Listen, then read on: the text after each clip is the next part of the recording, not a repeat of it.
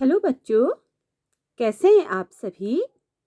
बच्चों, आप सभी का स्वागत है मेरे YouTube चैनल में।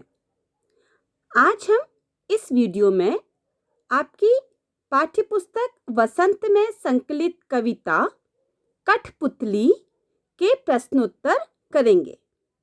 जैसा कि आप जानते ही हैं कि कठपुतली कविता भवानी प्रसाद मिश्र जी द्वारा लिखी गई है। तो चलिए बच्चों, प्रश्न उत्तर प्रारंभ करते हैं। पहला प्रश्न है बच्चों, कठपुतली को गुस्सा क्यों आया? क्या कारण था कि कठपुतली को गुस्सा आया? तो इसका उत्तर है बच्चों, कठपुतली को गुस्सा इसलिए आया क्योंकि उसे सदैव दूसरों के इशारों पर नाचना पड़ता है और वह लंबे अरसे से धागे में बंधी है। वह अपने पांवों पर खड़ी होकर आत्मनिर्भर बनना चाहती है। धागे में बंधना उसे पराधीनता लगता है, इसलिए उसे गुस्सा आया। बच्चों, हम सभी जानते हैं कि हम सभी लोगों को पराधीन जीवन पसंद नहीं है, सभी स्वतंत्रता चाहते हैं। वैसे ही कठपुतली भी स्वतंत्रता चाह रही थी। दूसरे के इशारों पर नाचना उसे अच्छा नहीं लग रहा था। वह एक लंबे अरसे से धागों से बंधी हुई थी। दूसरा प्रश्न है, कठपुतली को अपने पांवों पर खड़ी होने की इच्छा है, लेकिन वह क्यों नहीं खड़ी होती? इसका उत्तर है, कठपुतली स्वतंत्र होकर अपने पांवों पर खड़ी होना चाहती है। वो स्वयं के पैरों पर खड़ी होना चाहती है, लेकिन खड़ी नहीं होती, क्योंकि जब उस पर सभी कठपुतलियों की स्वतंत्रता की जिम्मेदारी आती है तो वह डर जाती है। उसे ऐसा लगता है कि कहीं उसका उठाया गया कदम सबको मुश्किल में न डाल दे। वह इसलिए डरती है बच्चों, जहां तक खुद की बात होती है, स्वयं की बात होती है, इंसान कठिन से कठिन कार्य भी करने से नहीं झिझकता। वह आराम से काम करने के लिए अपने आप को तैयार कर लेता है। पर जहाँ पूरे परिवार की बात हो जाती है, वहाँ पर इंसान कठिन परिस्थिति के सम्मुख जाने से थोड़ा डरता है। तो यहाँ पर सेम वही कंडीशन कठपुतली की थी। जब वह स्वयं अकेले स्वतंत्र होना चाहती थी, तो उसके मन में ये ख्याल आया कि स्वतंत्र हो जाए, और उसने हिम्मत करके ये बात बोल भी दी। पर जब अन्य कठपुतलियां भी उसके साथ शामिल हो गई, उसके स्वतंत्रता के जो भाव उसके अंदर जागा था वो अन्य कठपुतलियों के मन के अंदर भी जाग गया। तो वो थोड़ा डर गई, क्योंकि अब सबकी जिम्मेदारी उस पर थी। तो उसे लगा कि कहीं ऐसा ना हो कि जो भाव उसके मन के अंदर आए उसकी वजह से अन्य कठपुतलियां भी मुसीबत में आ जाएं। बच्चों, तीसरा प्रश्न है, पहली कठपुतली की बात दूसरी कठपुतली को क्यों अच्छी लगी? क्या कारण था कि पहली कठपुतली की बात दूसरी कठपुतली को अच्छी लगी? तो इसका उत्तर है बच्चों, पहली कठपुतली की बात दूसरी कठपुतलियों को अच्छी लगी क्योंकि वे भी स्वतंत्र होना चाहती थी, क्योंकि स्वतंत्रता हर एक को प्रिय होती है और अपने पांव पर खड़े होकर अपनी मन मर्जी के अनुसार चलना चाहती थी। पराधीन रहना किसी को भी अच्छा नहीं लगता। यही कारण था कि वे सभी कठपुतली की बात से सहमत थी। उन सभी ने हामी भरी थी, वो सभी सहमत थी कि हाँ, हमें स्वतंत्रता चाहिए। चौथा प्रश्न है, पहली कठपुतली ने स्वयं कहा कि ये धागे क्यों हैं मेरे पीछे आगे, इन्हें तोड़ दो, मुझे मेरे पांवों पर छोड़ दो। ये आपको याद होगा, हमारी कविता की ही ये लाइन है। अब इसी से संबंधित हमसे प्रश्न पूछा जा रहा है, तो फिर वह चिंतित क्यों हुई जब वो स्वयं कह रही है कि मेरे आगे पीछे ये धागे क्यों हैं, मुझे अपने पांवों पर छोड़ दो, मतलब मेरे बंधनों को मुझसे दूर कर दो। तो फिर वह चिंतित क्यों हुई? ये अंतिम पंक्ति है।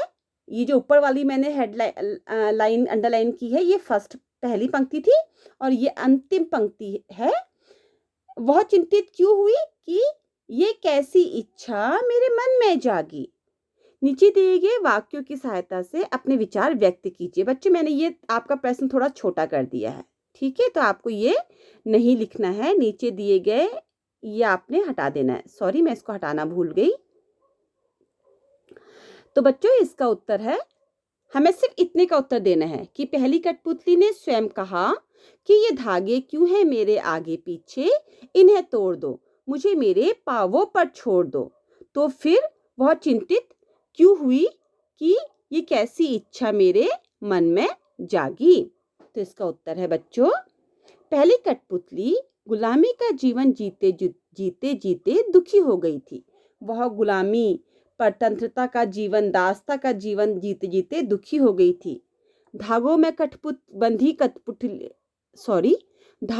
बंधी कठपुतलियां दूसरे के इशारों पर नाचना ही अपना जीवन मानती हैं। लेकिन एक बार एक कठपुतली ने विद्रोह कर दिया। उसके मन में शीघ्र ही स्वतंत्र होने की लालसा मतलब इच्छा जागृत हुई, अतः उसने आजादी के लिए अपनी इच्छा जताई।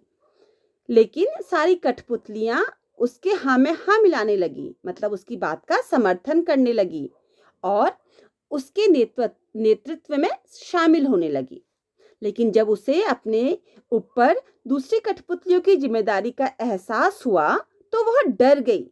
उसे ऐसा लगा कि न जाने स्वतंत्रता का जीवन भी कैसा होगा, क्योंकि आज तक उन्होंने परतंत्रता का जीवन जिया, किसी के अधीन रहने का जीवन जिया, अधीनता का जीवन जिया, तो उन्हें नहीं पता कि स्वतंत्र होने के बाद जीवन कैसा होता है। कोई भी नई चीज हमारे जीवन में आती है तो प्रारंभ में हम उसके अनुसार अपने आप को ढाल नहीं पाते। तो यहाँ पर कठपुतली के साथ भी यही हुआ। वो डर गई कि पता नहीं स्वतंत्रता का जीवन कैसा होगा। यही कारण था कि पहली कठपुतली चिंतित होकर अपने फैसले के विषय में सोचने लगी कि जो उसने फैसला किया है क्या वो सही भी है कि नहीं है।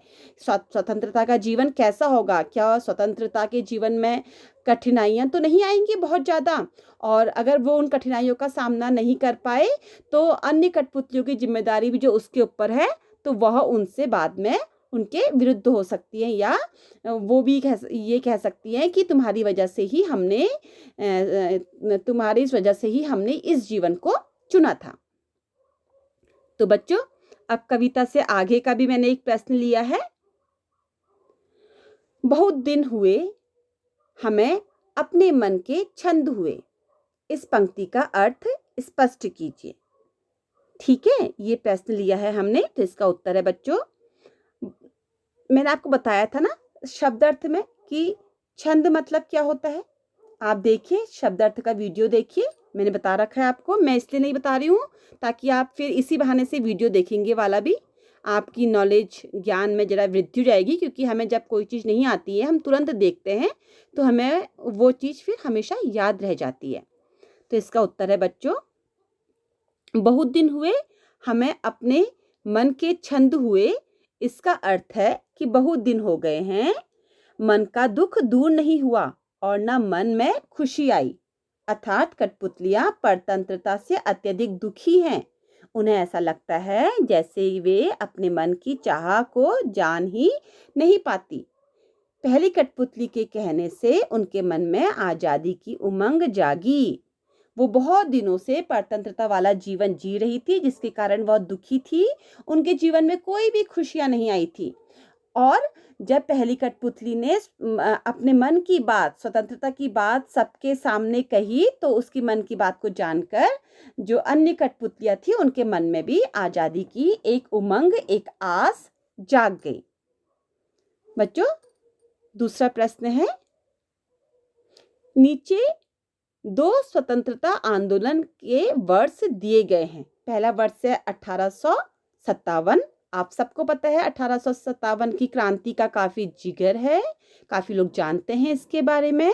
दूसरा सन है सन 1942। ठीक है, तो आपने इन हिस्ट्री में अपने इन दोनों के बारे में काफी कुछ पढ़ा होगा। तो अब हमसे पूछा जा रहा है हिंदी में कि इन दोनों आंदोलन के दो स्वतंत्रता सेनानियों के नाम बताओ। मात्र 2 पूछे जा रहे हैं, जबकि बहुत सारे हैं। तो हम किन दो की बात के नाम बताएंगे जो काफ़ी ज़्यादा प्रसिद्धि जिन्होंने पाई थी, जो बहुत फेमस थे। 1857 सन 1857 में रानी लक्ष्मीबाई और मंगल पांडे जी, दो उस समय की क्रांति को आगे बढ़ाने वाले, उस समय की क्रांति को सफल बनाने वाले दो अहम सेनानी थे। और 1942 में महात्मा गांधी जी और जवाहरलाल नेहरू, जिनकी वजह से हमारे देश को आज़ादी मिली। इनकी वजह से ही नहीं, और भी बहुत सारे नेता थे, पर इन दोनों की भूमिका अहम थी। तो बच्चों, अब भाषा की बात से भी एक प्रश्न कर लेते हैं, बहुत आसान सा है, थोड़ा खेल हो जाएगा हमारा। ओके, तो भाषा की बात से प्रश्न है, कई बार जब दो शब्द आपस में जुड़ते हैं तो उनके मूल रूप में परिवर्तन हो जाता है। उनका जो मूल रूप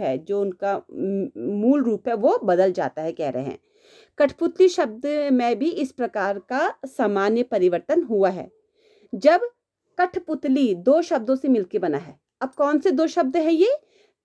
काठ और पुतली।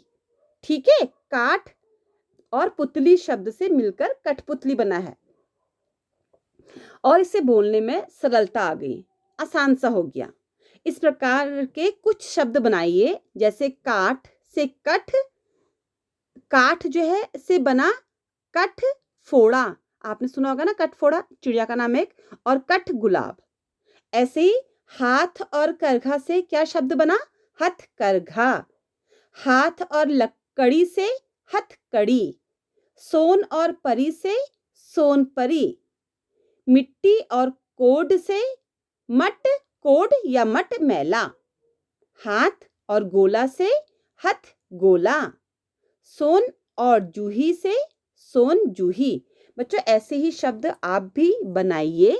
बहुत सारे शब्द हैं जो आप प्रयोग करते हैं, जो दो शब्दों से कुछ अलग ही नया ही शब्द बन जाता है दो शब्दों को मिलाने से। हम जब ऑनलाइन क्लास हमारी चलेगी उस समय हम ये शब्द के बारे में भी डिस्कस करेंगे, आपस में बात करेंगे, और अगर आपने कुछ नए शब्द बनाए होंगे तो उसको मैं ज़रूर सुनूंगी। ठीक है, तो चलिए, वीडियो खत्म हुआ मतलब हमारे प्रश्न उत्तर खत्म हुए। अब आपका काम है इसे अपने समझते हुए अपने शब्दों में अपनी उत्तर पुस्तिका में लिखने का। तो अगर आपको ये वीडियो पसंद आया हो तो इसे लाइक जरूर कीजिए, शेयर कीजिए, ताकि और बच्चे भी इससे लाभान्वित हो पाए। और प्लीज़, हमेशा की तरह फिर से कहूँगी, अब आपकी इच्छा है, मेरी बात माने या ना माने, प्लीज़ मेरे चैनल को सब्सक्राइब ज़रूर कीजिए। Thank you so much.